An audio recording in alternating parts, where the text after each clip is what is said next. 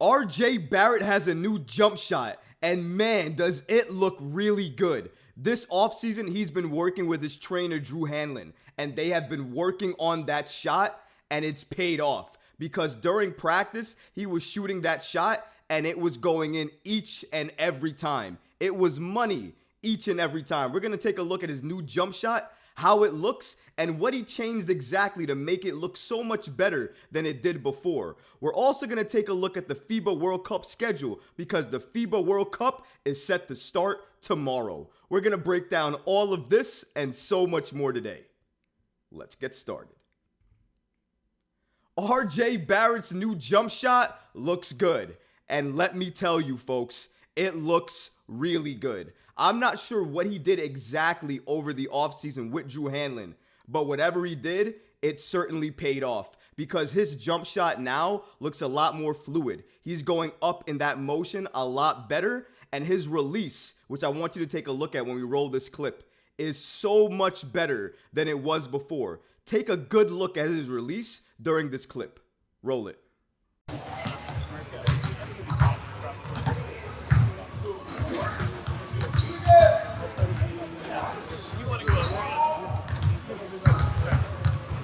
Did you see the release? Did you see the way RJ Barrett is now releasing the ball? His release doesn't look as much forced anymore, but it looks a lot more fluid, a lot more natural. His upward motion, a lot more natural. The only one thing I will knock him on a little bit is his feet in terms of the way he lands, just a little bit. But in terms of how he used to shoot and that whole dynamic and mechanic in terms of how he used to release the ball, how he used to jump in that upward motion, it is very, very different now than we've ever seen it before. It's very, very clear that during the offseason, one of the main things that Drew Hanlen and RJ Barrett worked on was that jump shot. And we saw in earlier workout videos that RJ Barrett and Drew Hanlen were working on that jump shot in the mid-range as well too. So even though we're seeing him shoot it at the three here, and it's a very clear and good sign that he's making them very easily as well too. But I know what you're going to say. I know I can hear it in the comments already. It's only practice. It's an open gym. Nobody's on him. It's an open type of field. Anybody can make it right now. So why are you putting so much emphasis in the fact that RJ Barrett is doing this? Well, I can answer that question too. The reason why is because I don't care what he's doing per se in terms of he could have made 100 of them. I don't care how many shots he made. I don't care who he's going up against. That's not what I'm looking at. I'm looking at his shot. The shot mechanics behind how he's releasing the ball, how he's going up now, have changed. They're different. And that difference is making all the progress for him because it's going to help him get to that next level. What have we all been saying? RJ Barrett with a jump shot could be lethal with this New York Knicks team, especially if he gets it to be consistent. And I don't need him to shoot the three that consistently. If you're open and you're wide open, go ahead, shoot it. But we know that's not his strong suit. What he should be doing is driving into the paint and getting to the bucket as fast as he possibly can and taking contact, trying to get to the line. If he can't do that, he should stop, pop, and get that bucket as well too with a jump shot, if he can do that as well. But I think if he's working on those two things, and this is any indication of the shot that we're going to see during the season, I think year 5 RJ is going to show us a lot, more than a lot of people expect. Because I think a lot of people going into year 4 expected so much. And now because of what he did in year 4, they're expecting a lot less for year 5. And that might turn out to be a benefit for RJ Barrett because he has a tendency to like to thrive and prove the doubters wrong, especially when everybody is doubting him. So if you want to continue to doubt RJ Barrett, please go ahead. But if it's me, I'm not putting any money against RJ Barrett. I believe in this kid. I believe in his development. I think he can take the next step and go to the next level with this Knicks team if Tom Thibodeau utilizes him more, runs more plays for him, allows him to have the ball in his hands more where he's most effective. I think that's going to help his game. But if anybody is looking at this jump shot, it should be Tom Thibodeau. Because this jump shot, if he can do it in game and in rhythm the same exact way or close, especially if somebody's on him, guarding him, or if they give him all that room wide open, I think it has to be clear that Thibs needs to run more plays for this man. Because if he adds that to his game, he's a threat from nearly anywhere Because if he gets to the mid-range, he can take you in the mid-range near the free throw line extended. He can take you right in the paint in terms of a floater maybe, or he can drive right to the basket and take the contact. He'll have so many different options that RJ Barrett won't need to think about, well, if I go around the defender, he's probably going to block me, so what should I do? Maybe I should pass it to the corner. He's not only going to have one or two options now. He's going to have several options because of the development in his game. And if this jump shot is any indication, as Knick fans, we should be very happy. I don't know about you guys, but that shot looks fluid. Does it not look fluid? It looks fluid. It looks better. His upward motion looks better. His release looks better. Is it just me?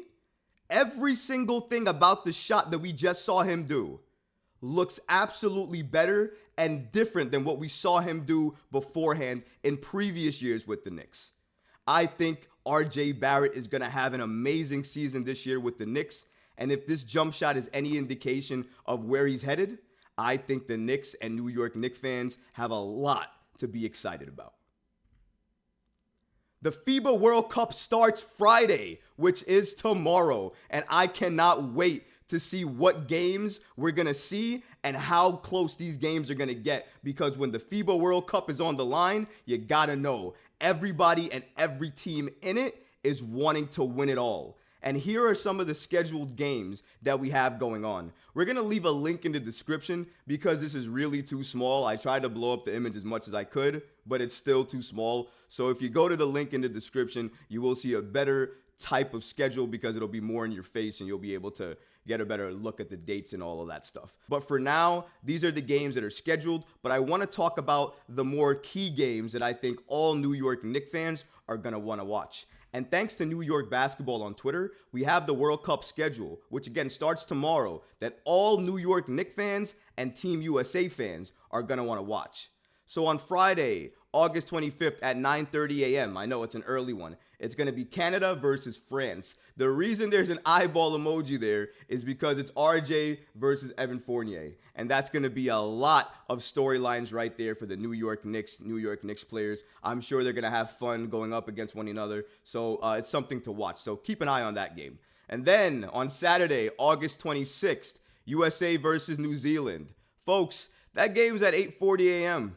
You better get some sleep the night before, because if you don't, you're missing that game. Don't go out on Friday. Don't go out. And then at 5:45 a.m. on Sunday, August 27th, Canada versus Lebanon. So again, guys, I'm going to advise you one more time. Do not go out on Friday night or Saturday night if you want to catch these games the next night, because if you do, you're probably going to miss them. But let's continue on with the rest of the games you guys should be watching. So the next game you should be watching would come on Monday, and that would be USA versus Greece. That's at 8:40 a.m. I'm sure a lot of people are going to be at work at that time. I know I will be, but I'll probably be listening in. Tuesday at 9:30 a.m., it's August 29th. It's Canada versus Latvia. That's going to be another great game. Make sure you watch that one. And then 4:40 a.m. on Wednesday, August 30th, it's USA versus Jordan. And the rest is to be determined. If you're looking for the USA games, that's going to be on ESPN2 or ESPN Plus, and all of the other games are going to be on ESPN Plus as well. So there you have it. Those are the key games that you should be watching coming up for the FIBA World Cup. And personally speaking, for me, I want to watch all of them. And I really am truly am going to try to see each and every one of these games. But that Wednesday game, USA versus Jordan, at 4:40, it's between sleep and how much I love basketball.